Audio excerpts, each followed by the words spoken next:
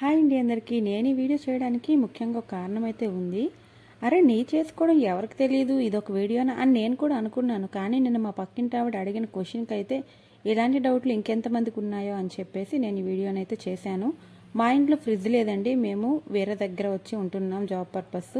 మేము ఊర్లో వదిలేసి వచ్చేసాము.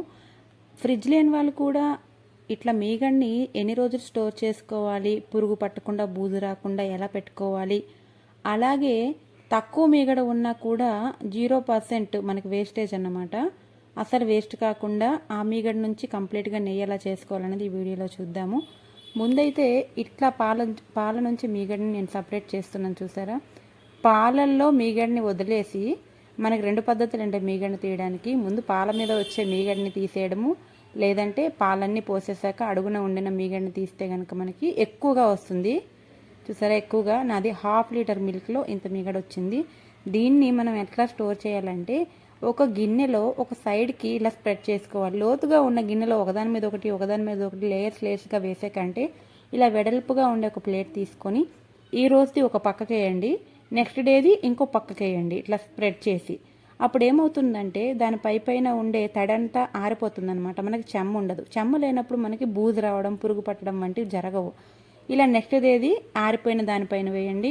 ఇంకో రోజు తీసింది ఎటుపక్క అయితే మనకి ఈ రోజు వేసామో అటు కాకుండా ఇంకో వైపు వేయండి. ఇలా వేస్తూ నేనైతే మొత్తం గిన్నె నిండినంత వరకు పెట్టాను. ఒక 5 days అనుకుంటా. అంతే మీగడ, ఇదే ఆ మీగడ. నేను ఇప్పుడు చూపించడం కోసం మీకు ప్లేట్లో వేసాను కదా, అది కూడా దీంట్లో వేసేస్తున్నాను. చూసారా, ఇది పచ్చిగా ఉంది, ఫ్రెష్.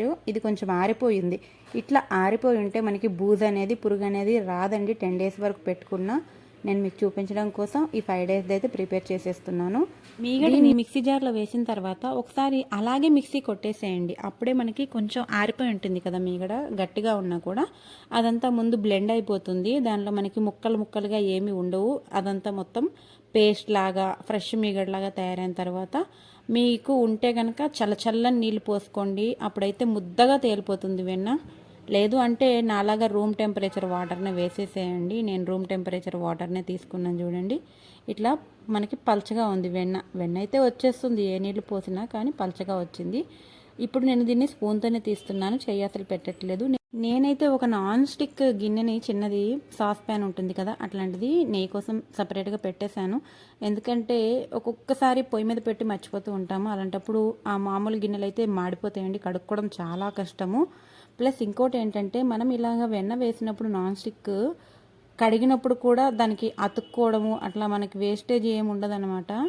ఇట్లా మొత్తం వాటర్, అది వాటర్ కూడా కాదు, మీగడ మజ్జిగ అది అన్నమాట. అది ఎందుకు పనికిరాదు. మీకు మొక్కలు ఉంటే మొక్కలకి వేసేసేయండి. ఎవరు తాకండి, కొంతమంది చెప్తారు తాగేయమని. ఇట్లా స్టోరేజ్ అయితే తాకూడదు. తర్వాత ఇంకొన్ని వాటర్తో మంచిగా కడిగేసేయండి. నేను 2 times వాష్ చేస్తాను. అప్పుడే మనకి నెయ్యి బాగా వస్తుంది.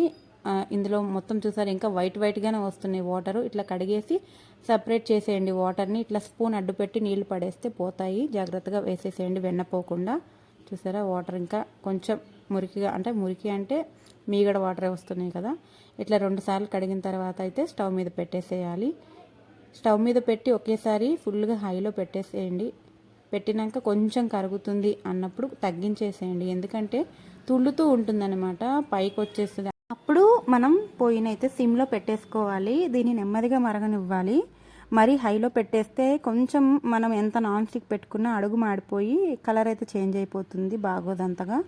ఇలా అంచులకు అంటుకున్నది కూడా తీసేసేయండి. మళ్ళీ అది అక్కడే మాడుతూ ఉంటుంది తీయకపోతే. అసలు ఈ పక్కింటి ఆవిడ స్టోరీ ఏంటంటే, నిన్న ఆమె కొన్ని డౌట్స్ అడిగిందనమాట. మీ ఇంట్లో ఫ్రిడ్జ్ లేదు కదా, మీగడ స్టోర్ చేస్తున్నావా? నేను ఇలా 1 week మీగడని ఫ్రిడ్జ్లో పెట్టాను, దానిపైన చిన్నగా బూజు వచ్చేసింది, ఎలా అని. నేను ఇందాక చూపించాను కదా మీకు స్టార్టింగ్లో, మీగడ్ని మనం డ్రైగా ఉన్నప్పుడు తీయాలి, ఇట్లా సపరేట్ చేసి పెట్టాలని. అలా పెడితే ఫ్రిడ్జ్ అయినా బయటైనా ఉండిపోతుందండి, మీగడకి ఏం కాదు. తర్వాత నెయ్యి స్మెల్ వచ్చినప్పుడు కట్టేస్తే సరిపోతుందా? అసలు నెయ్యి ఎప్పటి వరకు మరిగించాలనేది కూడా డౌటే అంది ఆమె అయితే.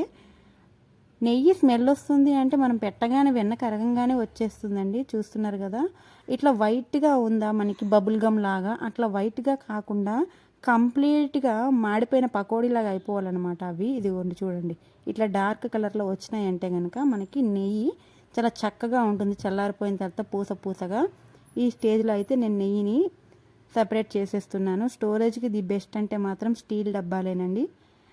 గాజు కంటైనర్స్ కూడా యూస్ చేసుకోవచ్చు. కానీ వేడి నెయ్యి పోస్తే కొన్ని కంటైనర్స్ అయితే పగిలిపోతాయి. అందుకే చాలా వరకు స్టీల్ వాటిలో వేసుకుంటే మనకి ఏం కాకుండా నెయ్యి అయితే ఎన్ని రోజులైనా అలానే ఉంటుంది. చూసారా, నేను యూస్ చేసింది 5 days మీగడనే, కానీ నాకైతే ఇక్కడ ఒక 70 to 80 ml నెయ్యి వచ్చినట్టే ఉంది. ఇక్కడ వరకు నేను చూపిస్తున్నాను కదా, ఇక్కడ వరకు. ఇంకా కొంతమంది అడుగుతూ ఉంటారు, మనకి నెయ్యి కొంతమంది చేసింది ఎల్లో కలర్లోను వైట్ కలర్లోను ఎందుకు ఉంటుందని. ఆవు పాలు అయితే మాత్రం ఎల్లో కలర్లో ఉంటుంది, అదే గేదె పాలు అయితే తెల్లగా ఉంటుందండి. ఇది నేను చేసింది గేదె పాలతోనే, ఇప్పుడు ఎల్లోగా కనిపిస్తుంది. మనకి చిక్కగా అయిపోయిన తర్వాత అయితే మాత్రం వైట్గానే ఉంటుందండి మా నెయ్యి కూడా. ఎవరికైనా యూస్ఫుల్గా అనిపిస్తే వీడియో లైక్